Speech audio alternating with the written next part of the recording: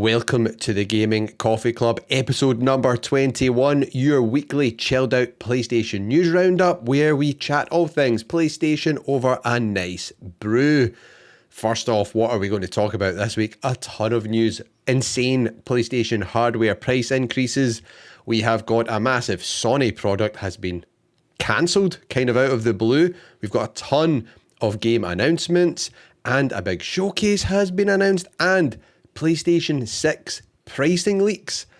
It is an interesting episode this week, so grab your official mug using the merch shelf down below or head over to purepsx.com and let's jump straight into some quick news before we get onto some hardware news and then onto some game news.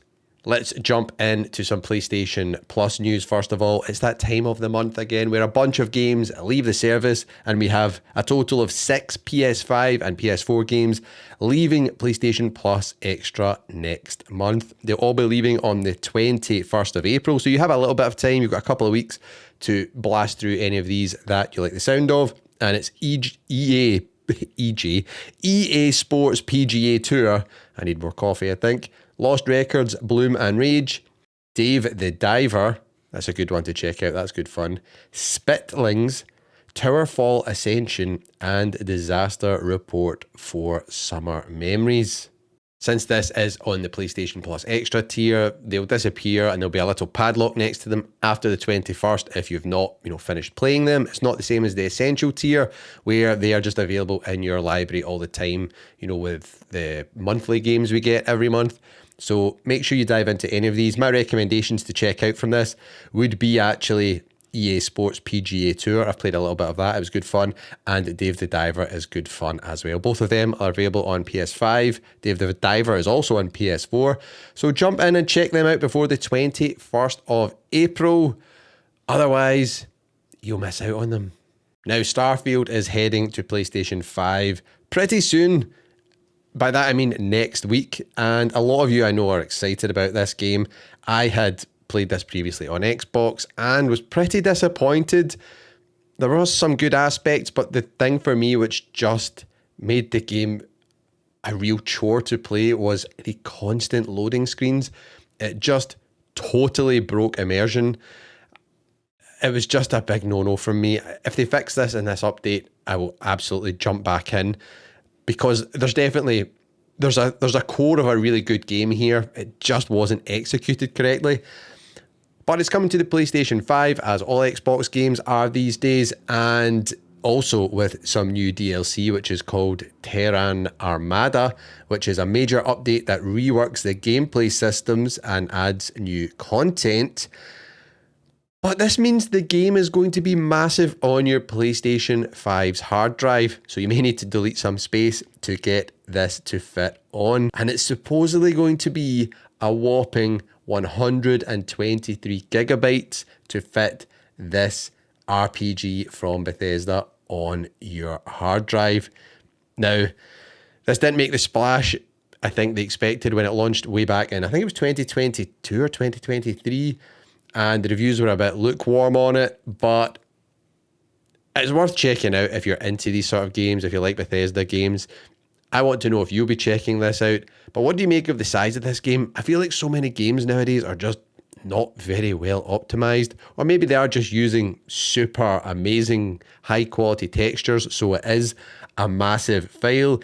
But also, word on the street is it's going to be PS5 Pro enhanced, so we will get that top tier quality image from the game when we play it on a PS5 Pro. So that has got me interested. I did play this I think I actually played this in the Series S. I don't know if I played it on the Series X. It would be cool to see the difference between them. But it is what it is. It's going to be a big game. 123 gigabytes. Will you be will you be deleting games to download this one? Sound off in the comments. It's also kind of funny that when Phil Spencer was asked about the four games coming to PlayStation, he was asked directly, are they Indiana Jones and Starfield? And now Indiana Jones is already here and Starfield is coming as well on April the 7th.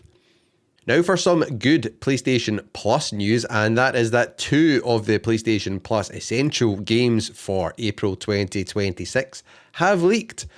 So we usually get 3 or 4 games with the essential games each month, so we've still got a few more to go, but we've got 2 of them, and it's from Deal Labs, who leak these things often and are pretty much always on point. So I would take this as confirmed, really. This will be 2 of the games we'll be playing this month on PlayStation Plus Essential. And the first one is RPG Lords of the Fallen, which was released way back in 2023, I think it was. I think it was October or November 23 for PS5. And it got kind of lukewarm reviews, kind of meh, okay. But since then, it received a ton of updates and has went on, I think, to be known as probably one of the better Souls-like games which you can buy to play just now on your PS5. So if you're into Souls-like games, this will be right up your street. I personally don't like Souls-like games, so I'll probably give this one a pass, but I'll definitely be adding it to my library. It does look pretty spectacular, I'm not going to lie.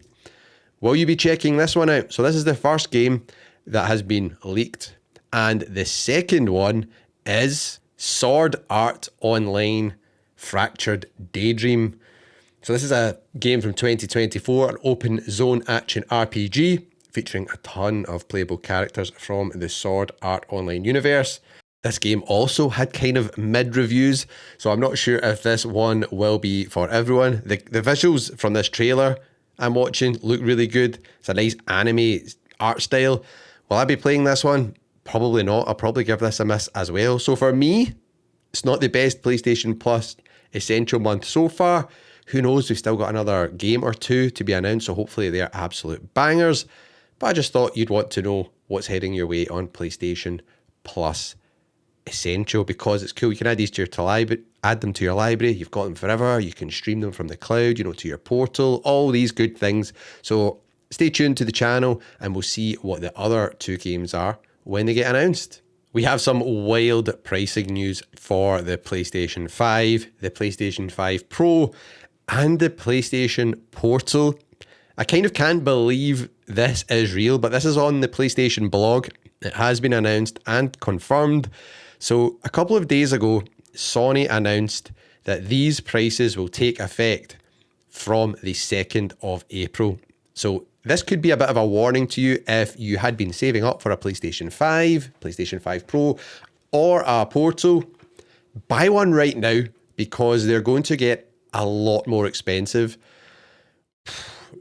What timeline are we living in? The PS5 is like 5 years old. Usually consoles get cheaper over that timeline, but let's get into it. So Sony has said here, and this comes from Isabel Tomatis, the Vice President of Global Marketing, and she said, with continued pressures in the global economic landscape, we have made the decision to increase the PS5, PS5 Pro, and PlayStation Portal remote player globally.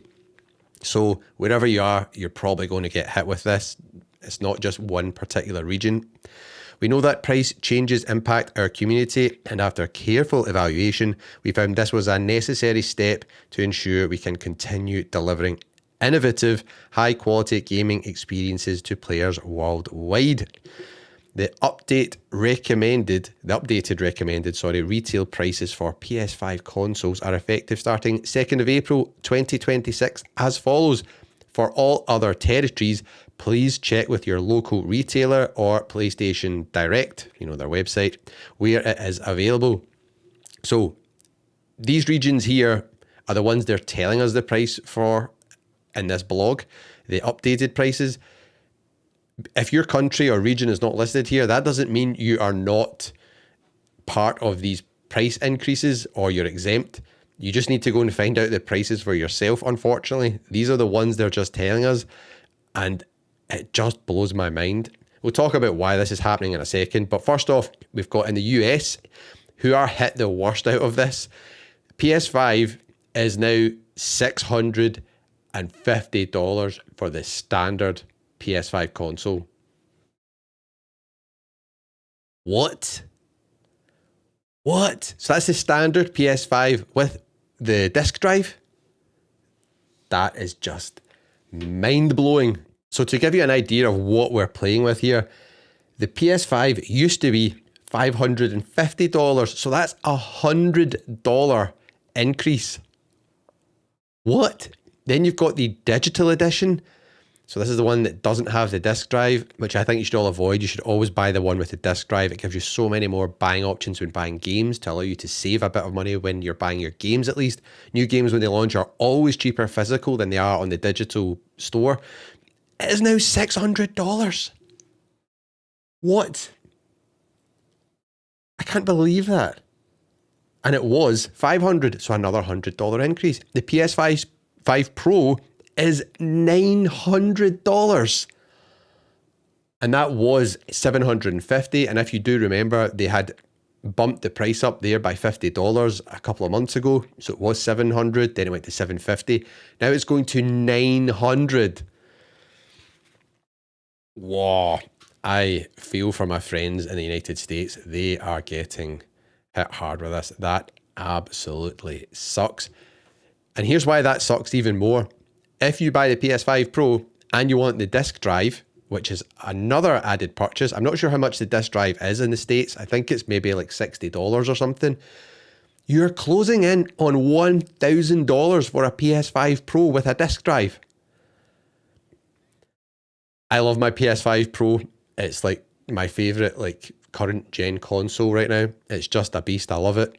But $1,000, you are joking. That is a lot of money. No way, Jose. I do not like that. And then we've got the UK, where I am. The PS5 is now $569, so $570.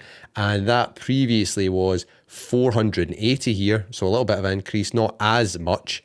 And then we've got the UK, where I am. They're also getting smashed with these new higher prices. The PS5 standard one with a disc drive is now £570. That previously was £480. You've got the digital edition, which is now $520, and that previously was $430. And then the PS5 Pro is now $790. What? And the PS5 Pro here was previously $700. That was the price I bought it for at launch. There was some really good deals at retailers over here. I remember like Argos and Very, and I think maybe even Amazon had some really good deals around about the festive time, and you could get like a PS5 Pro for around about $500 or $600. It was a really good deal. But still, $789, and then you buy the disc drive, you're talking, about $850 for a PlayStation 5 Pro. That's wild. That's crazy numbers, people. Then in Europe, it is €650 for the PS5. The digital edition is €600. The PS5 Pro is $900. And to give you an idea of the price jumps there again, the PS5 in Europe was $550. So that's €100 it's went up. The PS5 digital edition was €500. So again, another €100 price bump. And the PS5 Pro was, let me check my spreadsheet here, it was €800. So that's up 100 as well. It is wild. And then Japan, you've got, it is 97,980 yen. So I'm not sure what it was previously. Have I got that in my spreadsheet? I don't have the previous prices for Japan. And then the digital edition is 89,980 yen. But that's not all. The PlayStation 5 Portal, our beloved remote play cloud streaming device, is also being hit with price increases. It is not escaping this. And the post goes on to say the updated recommended retail price for PlayStation Portal Remote Player is effective starting April 2nd, as follows for all other territories. Please check with your local retailer or direct.playstation.com where it is available. So in the US, the Portal is now $250. What? $250? That's just crazy, crazy, crazy. And then in the UK, it's $220 now. In the UK, it was $200, so that's a £20 increase, 10%. Not as bad as I thought they would have. I thought they might have put us to $250 as well. Then you've got Europe is €250 and Japan 39,980 yen. So why is this happening? What is going on? The world is a mess right now. You've got this AI bubble boom, just infatuation from the tech bros pouring billions into it, and it is just hoovering up all the hardware which is required for, making a lot of these devices.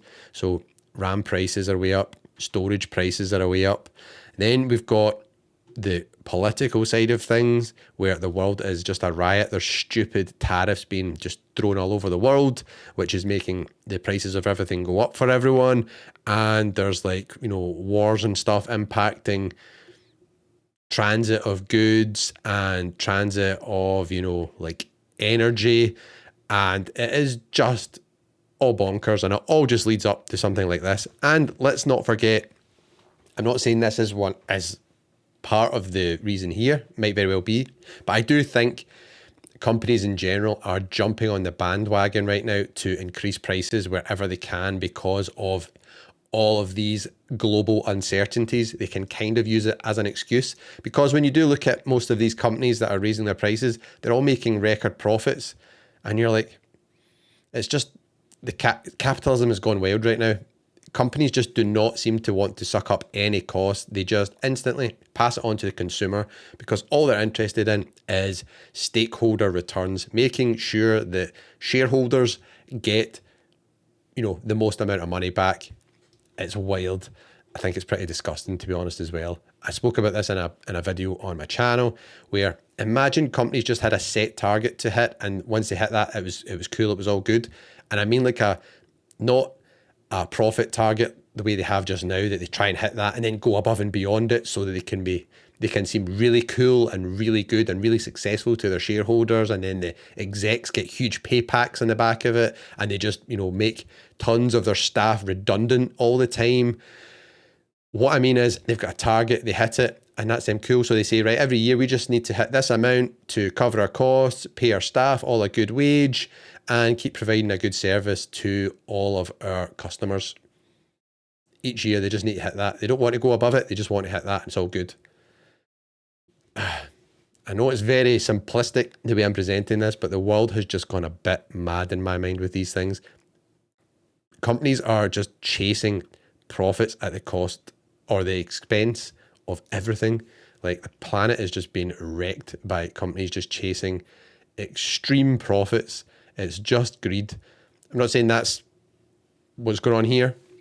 What I'm saying is that's definitely happening in the world right now. You just need to look around. It's wild. You see companies making billions of profit each year, and then they go, due to cost-cutting exercises, we're laying off thousands of people. Due to, AI, we're laying off thousands of people. Due to whatever. It's like, and yet the people at the top get paid even more than ever. It's wild. I don't like it, but yeah, this is unfortunate, and this is happening. So you've got 2 days to buy your PlayStation or your Portal before these price increases go up. And my advice to you is, if you're saving up and you won't have money to get one of these in time, and you do want to get one, maybe you're saving up to get one, or you're going to buy one for your kid or something in the future, do not buy one of these unless it's like Black Friday, Cyber Monday, the festive period, where there will be deals and the prices will come down, because they will want to get those sales in and hit their sales targets. So do not buy one of these outside of these big sales. Trust me, don't just randomly drop $900 on a PS5 Pro unless you've got money to burn. But even still, then, you can afford these. I would still advise you not to pay these prices. It's almost like you're then confirming to the company that it's okay for them to charge us that amount for these products, which then makes me wonder, what are they going to think for the PS6 handheld? They might just be like, oh, everyone's paying $900 for the Pro. Why don't we just make the 6 $1,000? What the heck? Why don't we make it $1,200? It's a slippery slope, and especially right now in the kind of high-end home console space, PlayStation really doesn't have any competition right now. Let's get real. Nintendo is doing its own thing. I wouldn't say it's the same thing. It's a different kind of competition. I know they're still competing for your attention, but there really is only one party in town right now, because Xbox is pretty much just done with the series consoles. They're ready to move on. They're through with them. And their next machine looks like it's going to be a really, really expensive, high-end, basically a gaming PC with, an Xbox branding or Xbox sticker on it and all that, Xbox front end. Very different from the PlayStation consoles. So it's not good times, people. What do y'all think about this? Have you already picked up your PlayStation hardware? Are you going to just sit on what you've got just now? Are you rushing out to buy one of these before these updates, the price updates, take effect? Sound off in the comments. Actually, before I go, one thing we do need to mention is this has flipped the way the current console market is. So the Series X and Series S are now actually cheaper than the PS5, and previously they were more expensive because Microsoft bumped up their prices.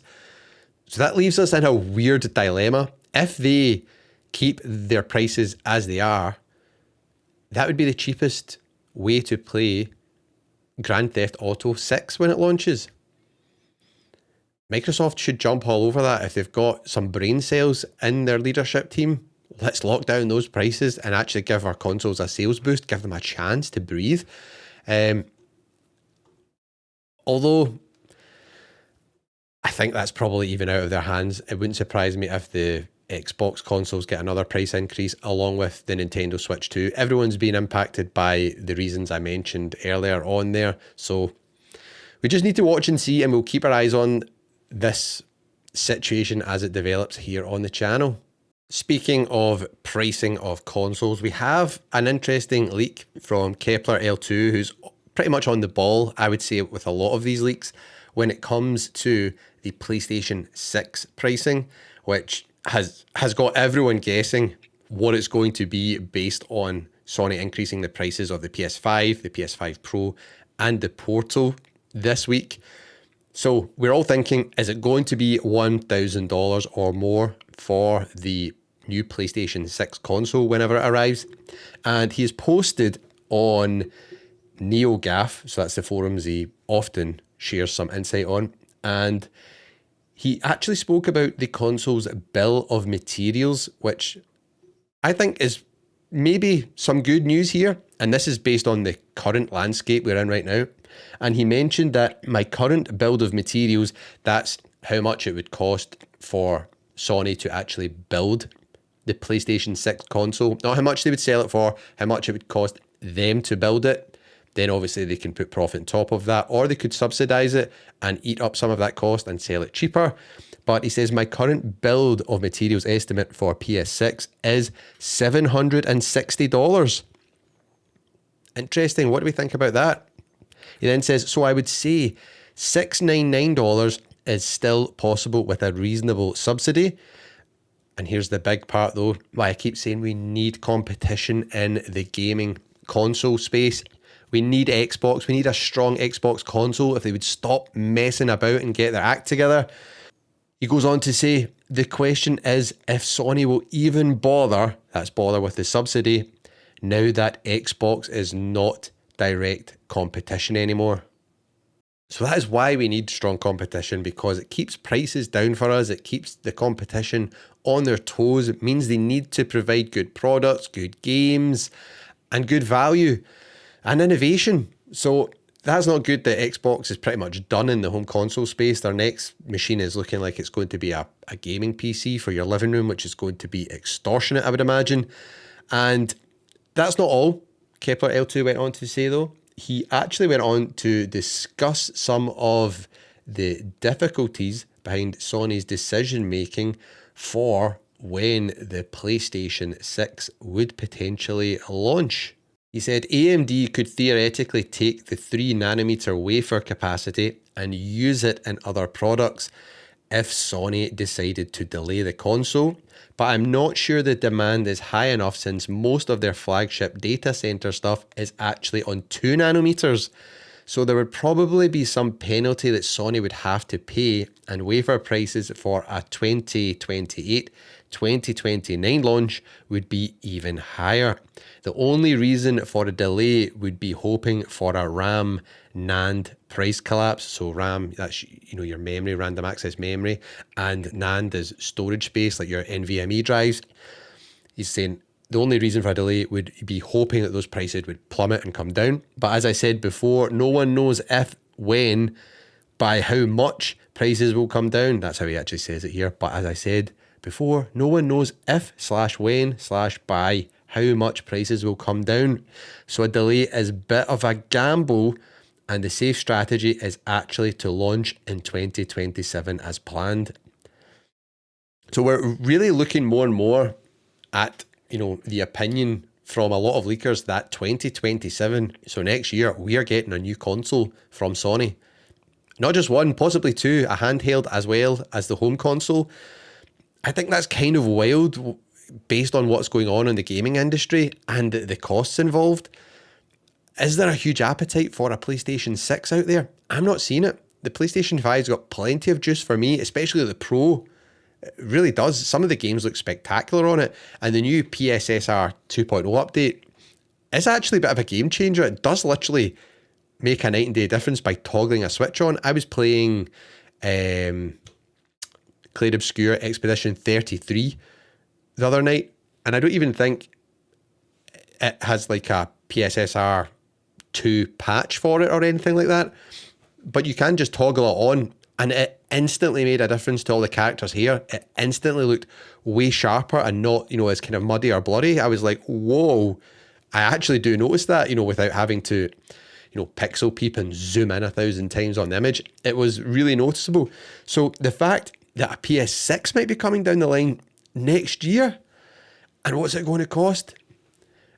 If this build of materials is accurate, and say Sony did launch it with a subsidy at $699, I actually think that would be quite good given what's happening right now. So the standard PlayStation console would launch at the same price that the PS5 Pro launched at. And I think they'll go the same route as the PlayStation 5 Pro. By that I mean they'll just sell it without a disc drive. And if you want a disc drive, there'll be a separate attachment you can buy and plug onto it. Who knows, maybe they'll even let us use the current drive, which is available for the PS5 and the PS5 Pro. I would probably say they wouldn't, because Sony is a hardware company and they like us to buy their hardware. So I would imagine there'll be a new drive which is specifically for the PlayStation 6. I would love if they would just make like a super drive which played like games from every generation. Imagine you had a disc drive that you could put PS1, PS2, PS3, PS4, PS5 and PS6 games into. I would throw my wallet at that thing. That would be freaking amazing. A boy can dream, right? So $699 for a PS6 home console, I think that's pretty good. I would take that. If it goes a lot more than that, they start, say it's $760 is the build of materials cost, and then they want, profit on top of that, maybe $800, $850. $850 for a PS6 doesn't sit well with me. It doesn't sound good, does it? I'm curious, what would you all think about this? What would you be willing to pay? What's your limit for a new PS6 console? And then the handheld. The handheld will probably be more expensive than the home console, I would imagine.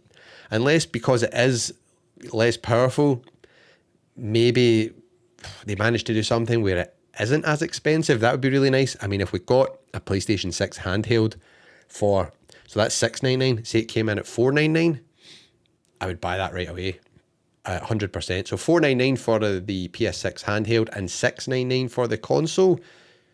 Yeah, I'd be buying both of them. Sign me up for that. But when they start going over and above that, I start to wince. I start to think, that's a lot of cash.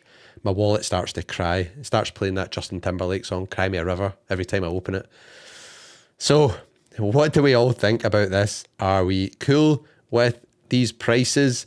Are we not?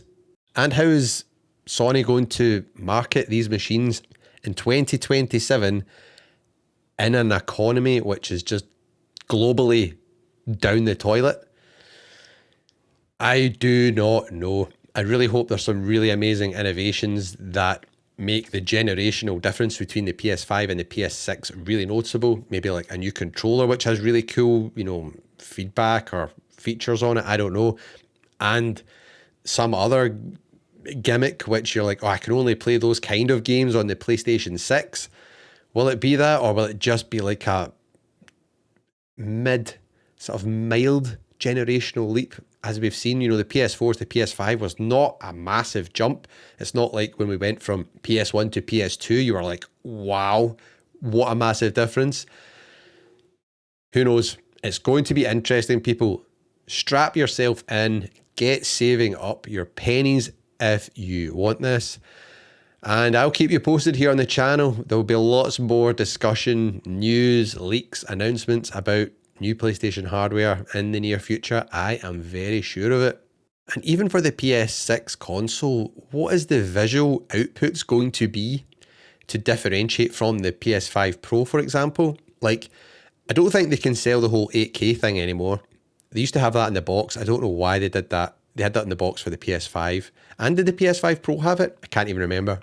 But 8K tellies have not really kicked off the way I think people expected. So 8K TVs are nowhere near as popular as 4K TVs. Getting all games running at native 4K without, upscaling, that could be a thing, but that could be expensive. Sony are going to rely on AI upscaling and machine learning and all these things they're working on with AMD and Project Amethyst and what PSSR and PSSR2 is showing right now. So then does it become 4K with high frame rates? 4K 120, is that the play here? What would you like to see from a PS6? Let me know in the comments. This caught my eye because I had spoken about this on the channel before, the Sony and Honda Afeela car, which basically was like $100,000 PlayStation Portal because you could play remote play from inside this car. It had some cool features, the dashboard you could update, to have like characters from PlayStation and stuff on it. You could play your games on it, your PS4 and your PS5 games. Dashboard themes with Astro Bot, God of War and all that, but it's now been cancelled. Totally out of the blue. It seems like they are changing their strategy here. And it says here, this article is on VGC, and it says, it now appears that none of this will be happening, with Sony Honda Mobility stating its plan to discontinue the development and launch of its first model, Afeela 1, and its second model. The venture has blamed changes in the electric vehicle market on this decision. I guess maybe that's that a lot of people don't actually want an electric vehicle. Maybe they're not selling as well. They do like absolutely plummet in value as soon as they hit the road. They depreciate so quickly. They kind of remind me of mobile phones. It seems like then another one comes out with newer features. So a new car releases with a newer range, then nobody wants the previous one, which I do find kind of funny. It's like, it's a car, if it goes 500 miles or 300 miles or whatever it is on full charge, that's still pretty good. But hey, what do I know? I personally don't really like EVs. I wouldn't want one. I love the noise of a internal combustion engine. But that's just me. I'm old school, I guess. And it says here, with Honda reevaluating its EV strategy as global sales have started to slow. Oh, there you go. So global sales have started to slow. Earlier this month, Honda cancelled 3 of its other EVs launches which were planned for North America and said it expected total losses of $15.7 billion. Wow. So here we go. Car enthusiasts who would have liked to have taken Afeela for a test drive can at least still do it in a virtual form. Enter Gran Turismo 7. Gran Turismo 7 added the Afeela prototype car in April 2024 and followed by the Afeela 1 in August 2025. So you can jump into GTA 7 and you can still drive this car, even though you won't be able to buy it. Does this surprise anyone? What do you think about electric cars? And more so, what do you think about having features like this in a car? Like being able to play your PlayStation via remote play. I think in the back seats, passenger seats, like for kids or whatever, it's probably quite cool, but given how expensive things are, I can't see that being cheap going into a car. Sony have just raised the prices of all their PlayStation hardware all over the place. So who knows? But the Afeela is no more.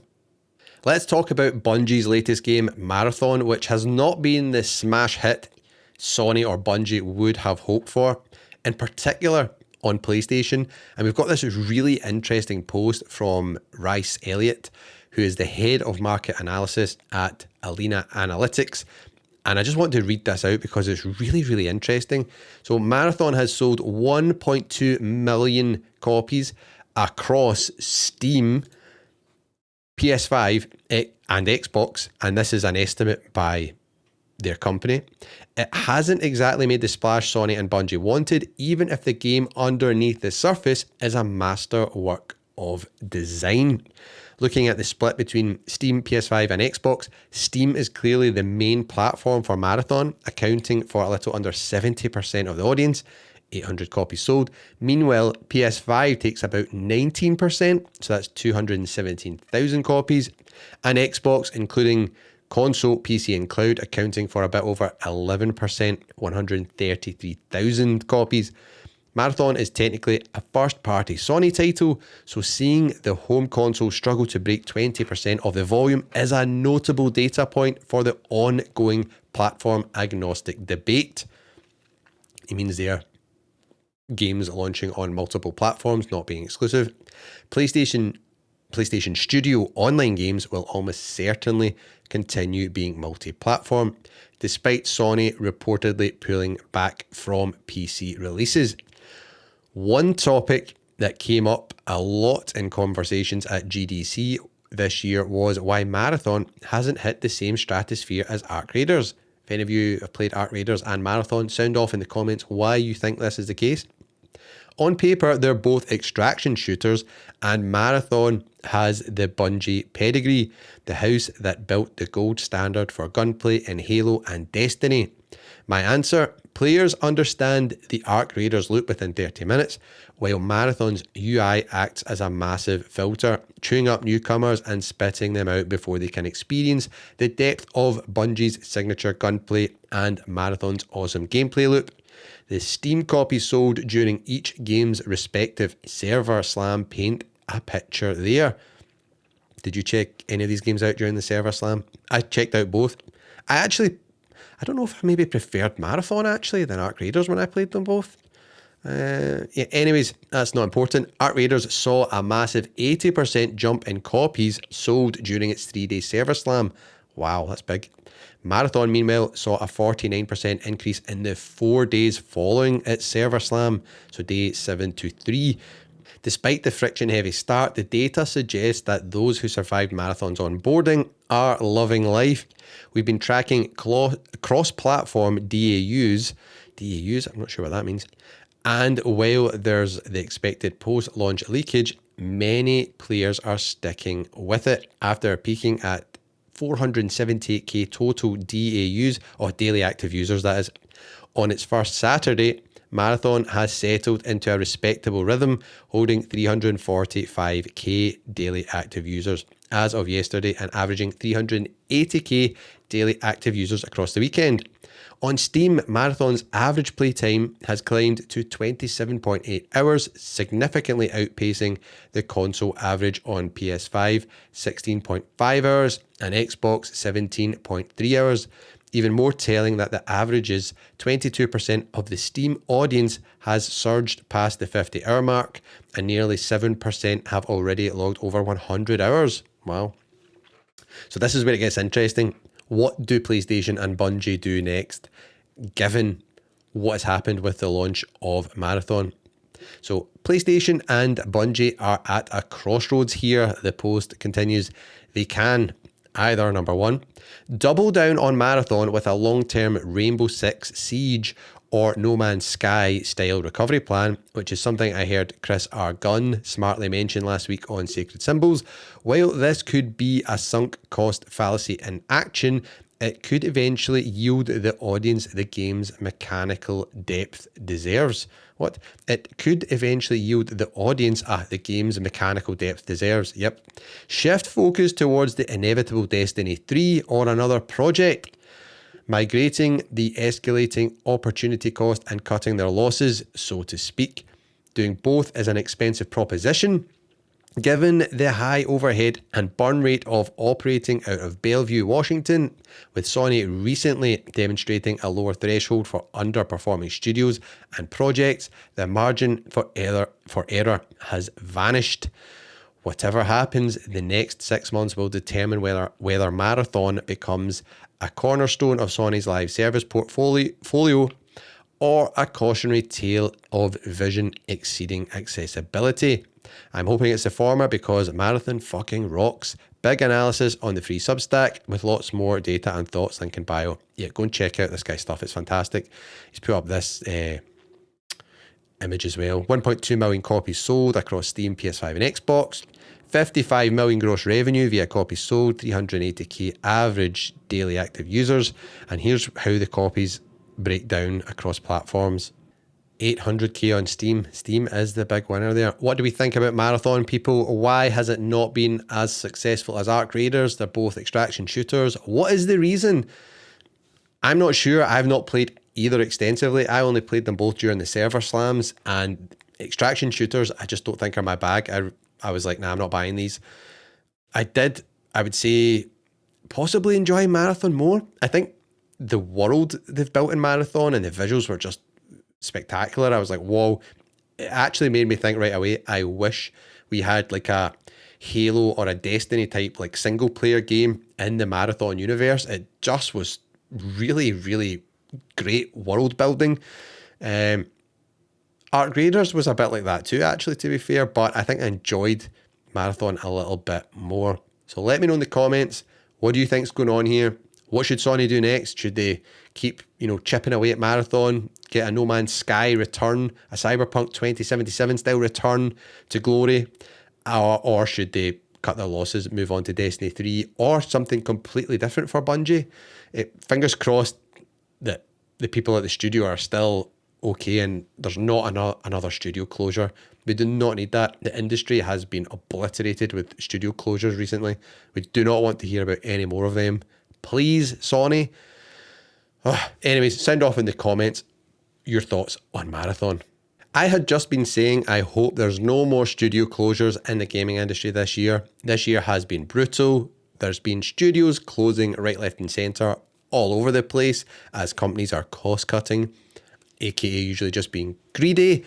And Sony is not exempt for this. We literally spoke the other week about them closing a studio, and we've now got this article from Push Square. They are closing another one. Oh, what is going on in the gaming world for real? And this one is Dark Outlaw Games, who I don't even think I could tell you a game they've launched. And it says it was led by Treyarch veteran Jason Blundell, know him, and officially acknowledged last year. It has been shuttered before it can even ship a game. Oh, there we go. That's why. It's not even launched a game and they've closed it. How many times have we heard this? This is wild. It says many of you will recall that the Los Angeles-based studio was born from the ashes of Deviation Games, a studio partnered with PlayStation and working on a first-party project before it was closed a couple of years ago. It continues a dreadful decade of Sony decision-making, which has seen it acquire and shutter a slew of studios, including, most recently, Bluepoint Games, which we just spoke about, who were an awesome studio. They were like the remake remaster gurus. At least they actually made and shipped stuff. Like, what is going on here? And here's a list they've got of what has been happening, which just makes it even more clear how bad this whole situation has been managed and makes you wonder what has been going on behind the scenes at PlayStation. Who's on the hook for this? Like, for real, who's responsible? Because never mind, like, oh, they bought all these studios, it's been bad for Sony's business. Yeah, whatever. But there's people that actually work in these studios. It's people's livelihoods.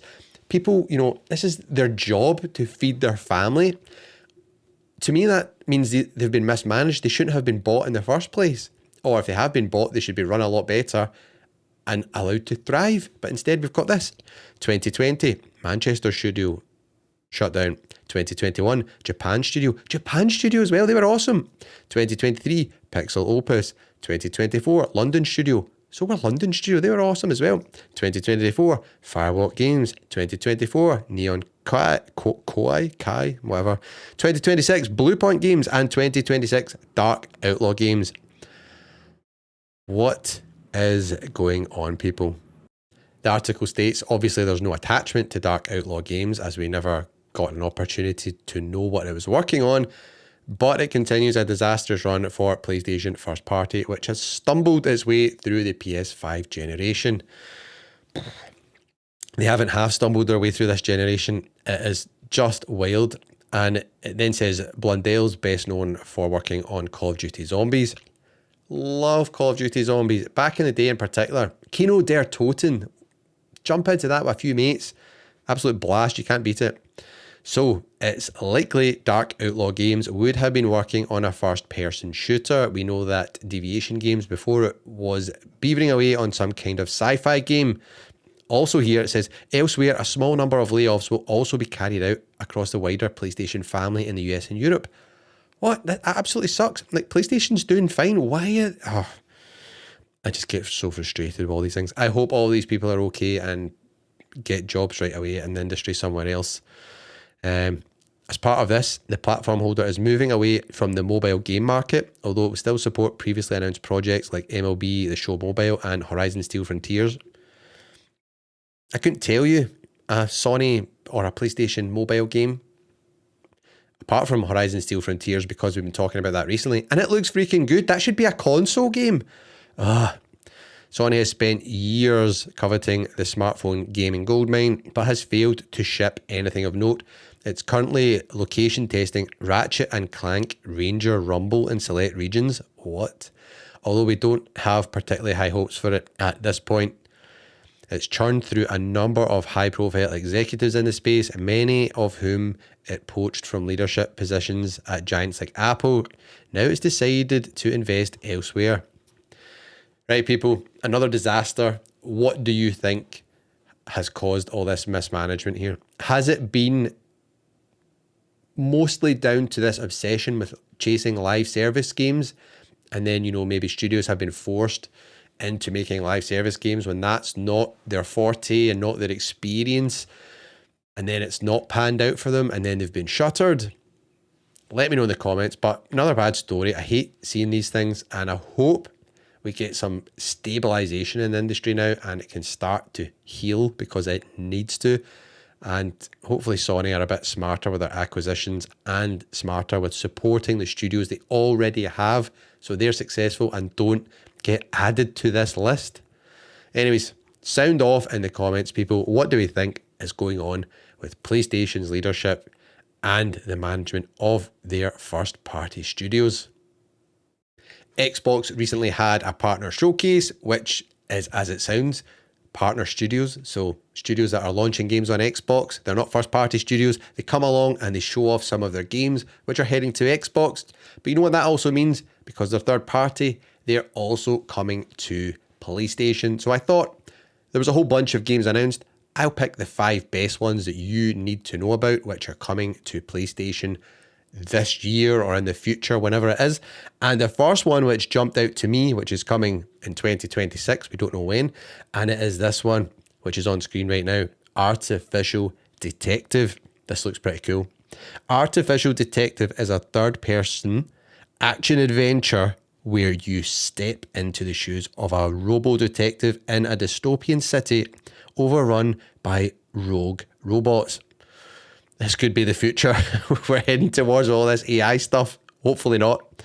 Lead your underdog team of military robo-dog and a human girl as you fight, hack, and outsmart deadly machines to uncover why humans are gone.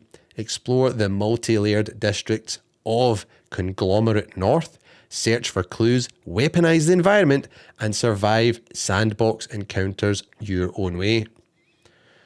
This one looks pretty good. I'm excited to see how this one pans out. So this is the first game on my list. Artificial Detective. It's coming from Vivix. They're publishing and developing it in 2026. According to the trailer, it's 2027. So maybe I'm wrong. Maybe it's 2027. My next pick is The Expanse: Osiris Reborn. So based on the TV show, I've not watched The Expanse. I've heard a lot of people say it's really good. And this game looks good, which is why it's on my list. And it says, The Expanse: Osiris Reborn is a third-person action RPG set in the Expanse universe. You're no hero, just a merc caught in the wrong place at the wrong time. trying to hold your crew together and keep the ship up and running. Your choices will shape your story. I thought this looked an absolute blast. Now, I know I don't have the, attachment through the TV show, which should I watch, let me know. I think they're all on Amazon Prime. I think I started it and then I just dropped out after the first episode. I didn't even finish the first episode. There's that much stuff to watch these days. You know what it's like. But this looks really good fun. I love a good sci-fi game. In particular, the action here looked really good. It kind of gave me Gears of War vibes with the kind of cover mechanic, hiding behind, like walls and shooting over the walls and stuff like that. The visuals look great. I'd imagine, based on it being an action RPG, hopefully it's got a really good story as well. Maybe this is the game that Starfield should or could have been. I'm just trolling saying that. But this looks really good. I'm excited about this. If there's any Expanse fans here, let me know. Will you be checking this out? Even if you're not a fan and you've not seen the TV show like me, I think this looks really, really good. I'm really interested in this. This list is not in order. I'm not going from 1 to 5 in order of the best ones. I'm just going for the top 5, and this is definitely one of them. And it's coming in 2027. So we've got a bit longer to wait for this one. If you grew up in the 90s, you may have a soft spot for this character. Serious Sam is back. Oh yes. And I didn't even know the name. Serious Sam Stone. I didn't know it was Sam Stone. Anyways, he's back. But this time he's not alone. Uber Mental's maniacal machinations, man, that's a mouthful, has fractured the walls between universes. And now Sams from multiple dimensions must learn to work together to repair the Shatterverse. Jeez, oh. So, Serious Sam Shatterverse is a co-op roguelite FPS for 1 to 5 players. Blast through shifting universes, stack wild bonuses, bend the rules, and run modifiers and hunt Mental's deadliest forces. Fall fast, come back louder. And if you do go and watch this trailer, the best thing about it is the bomb characters that run at you with the bombs. Their sounds have not changed in like 20 or 30 years. It is awesome. So I just thought this looked good fun, and it'll probably be a good fun co-op game. And the roguelite element of it will be really good fun. So doing different runs, upgrading your weapons, going again. Serious Sam was always just total chaos. And this sort of game type actually lends itself really well. So who knows if they pull this off and it is fun. I like the look of this, as long as it's not like a really expensive full price game. A game like this, $30, £30, yep, I would dive on into it and check it out. Especially these games, you need your friends playing them as well. So if it's really expensive and they're not maybe too fussed about it, you're going to have a tough time to convince them to actually pick up the game. So come 2026, and look at the OG Serious Sam there with the polygons. He's so blocky looking. He looks like he's at a Tekken 2 or something. That is awesome. 2026, this will be arriving. It looks a lot of fun. I hope this is successful. I hope they get the pricing right for this. The cheaper this is, the better. The more people will pick this up, and the more fun I think it will be. So fingers crossed. Do you like these kind of co-op shooters, especially with the roguelite element? I think that's what makes it really fun. So sound off. Would you be picking up Serious Sam Shatterverse? It's like the multiverse from Marvel, but with Serious Sam characters. Sign me up. Now we just need Duke Nukem to return in a new game. Serious Sam and Duke Nukem. The world is healing, people. Okay, I know I said there was 5 games in this list, but I lied. I told a little porky. It's actually 6 games. And this one, I forgot about. It has to get added in. It really caught my eye, in particular with the effects for the damage to, the landscape and the buildings, and really bad weather and winds blowing and tarps are flying everywhere. It looked really intense. And this game is Alien Deathstorm.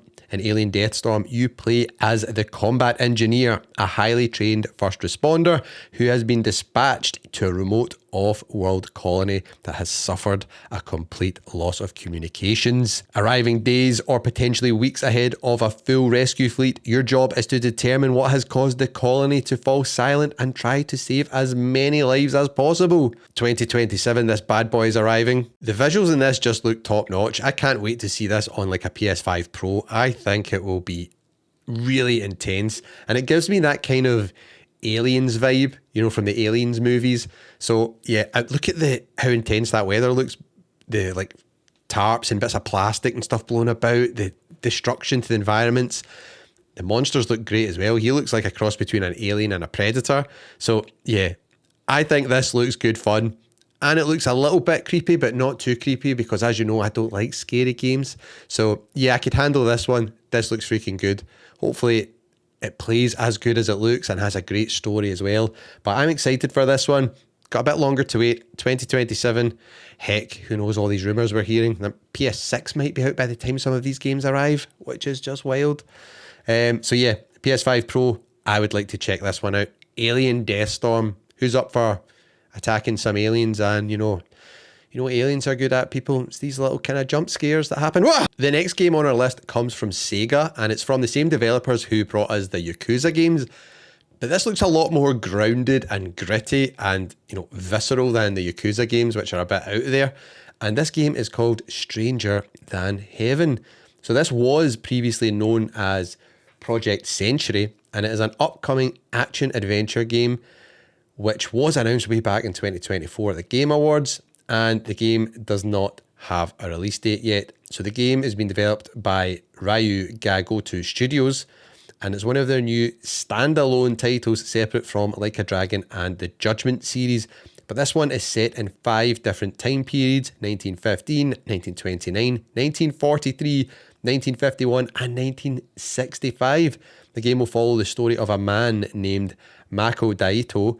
As of right now, it is unknown if Mako is the main protagonist for the different eras, but the gameplay of the game hints he likely is. This game looks really cool. Set over 5 different eras, with sections of the game taking place in all the years we just mentioned. 5 different Japanese cities. The visuals look great. If you've played any of the Yakuza games, I know this looks quite different, but they're great games. So I have every confidence this game will be an absolute ripper as well. RPG elements, the fighting in it looks so good. It's like quite realistic type stuff. I don't know why I keep getting throwbacks to like Shenmue. I'm almost like, as if it's like a modern day Shenmue type thing, but it looks really good. The guys rolling about in the grass fighting each other. It's quite ambitious as well, doing the 5 different cities and 5 different time periods. So visually, this game I think will be stunning just to explore and look about the cities in these different times periods. I'm excited about this. I think this looks really good, and we should be getting a bigger look at this because Xbox is having a separate event for this where they're going to show us more of the game. So you better believe I'll report back and let you all know, you know, if it looks good, what's going on with it. We'll cover it right here on the channel. But yeah, Stranger Than Heaven, sign me up. We don't have a date, but I'm excited. And now here's a game which is launching in April the 14th. Hades 2. Yes, Supergiant Games are back. I've still never played the first one. I need to check it out because some of my mates have told me it would actually be a great game to play on the Portal. You know, I think certain games are really good to play on the Portal, and then you've got other ones you want to play on the big TV. I think this game would be right up my street, but I've not checked it out yet. And this is the first ever sequel from Supergiant Games, and it builds on the best aspects of the original god-like roguelike dungeon crawler in an all-new action-packed, endlessly replayable experience rooted in the underworld of Greek mythology and its deep connections to the dawn of witchcraft. I think this looks awesome. I need to go back and play Hades 1, or the original, whatever you want to call it. So let me know if any of you have played that. But any of these games that are roguelike and roguelite, I've got a new appreciation for them. I just really enjoy them because time is of the essence these days when you're so busy with stuff. You've got your job, family, you want to work out, you want to see friends, whatever. You can jump into these games and do a run or two, have a blast, and you're really satisfied. You know, level up your character, go again. Yeah, so the Xbox event was pretty good, the partner showcase. I was hyped seeing all these games and excited to see all these ones coming to PlayStation 5. Let me know which ones that you're excited to play on PlayStation 5 out of this list. down below in the comments. Speaking of showcases and events, we have got another one. Xbox's new CEO, Asha Sharma, has tweeted this: Sunday, June 7th is locked in. Xbox Games Showcase 2026 is almost here with a deep dive into Gears of War E-Day Direct. Gears of War E-Day. We've seen, I guess, a kind of cinematic teaser type trailer for that, which supposedly was, using the in-game engine, and it looked freaking awesome. I really love Gears of War. It's one of these franchises I kind of grew up with. I remember getting the first Gears of War on the Xbox 360, and it was absolutely mind-blowing at the time. I think I've played most of them. The Gears, I think I've played all the Gears of War games. So yeah, this I'm excited for. And she has said, in my first month, I had clearly that our community values Xbox Fan Fest as part of the return of Xbox. I really want for her to be interviewed and speak at this so we can hear what she means by the return of Xbox. We made the decision to bring it back to LA to recognise the players who've been with us over the years, looking forward to celebrating together. And we got this cool image, which, is showing off the time and date and stuff like that. So that's the 7th of June at 6 p.m. in the UK or 1 p.m. Eastern time in the States. So I think I should live stream this here on the channel and we can watch it, because as we know, Gears of War E-Day and all the other Xbox games are all coming to PlayStation now. So it's worthwhile us tuning in also. So let me know in the comments if you'd like me to stream that. But what could we expect to see from this event? Also, it's around about the similar time. The Summer Games Fest is on the Friday before it, on the 5th. So we'll also stream that here on the channel, as long as it's not on at like 2 a.m. in the morning. Your boy needs his sleep, right? So this Xbox showcase, there is a bunch of games we already know about. Obviously, Gears of War E-Day is going to be shown. What else could we see? So I think we might see some more Fable. We've seen a little bit of that so far. Halo Combat Evolved, which is the remake of the original Halo campaign. I think we'll see some more of that. Minecraft Dungeons, that was announced, the sequel. So we'll probably hear a little bit more about that. Could there be something else maybe we're not expecting, like Kojima Productions OD? Their scary ass horror game he's working on, which we got a kind of teaser for. So maybe we'll see that. And there's also a untitled game from Toys for Bob, who make the Crash Bandicoot games. So who knows? It could be interesting. Some cool stuff. Obviously, we've got some other games which released just before that, like Forza Horizon 6. So who knows? Maybe we'll get an announcement of DLC for that or something. But I'm excited for this. I love these big showcase events. Hopefully this means Sony will announce one soon as well for PlayStation. PlayStation's last event was an absolute banger. I absolutely loved it. Let me know what you're hoping to see for PlayStation and Xbox from this Xbox Game Showcase in the comments. And that wraps it up for this week's bumper episode of the Gaming Coffee Club podcast. Remember, if you're listening to us on, Spotify or Apple, make sure you follow us and leave us a little rating. It really helps the channel out. And if you're here on YouTube, make sure you leave us a like and subscribe, because every week we're here doing this. And also check out the link in the pinned comment to our Gaming Coffee Club channel, which has got tons of bite-sized news on it when you don't have time to listen to a huge podcast. Much love to all your faces. Happy gaming, and I'll see you next week.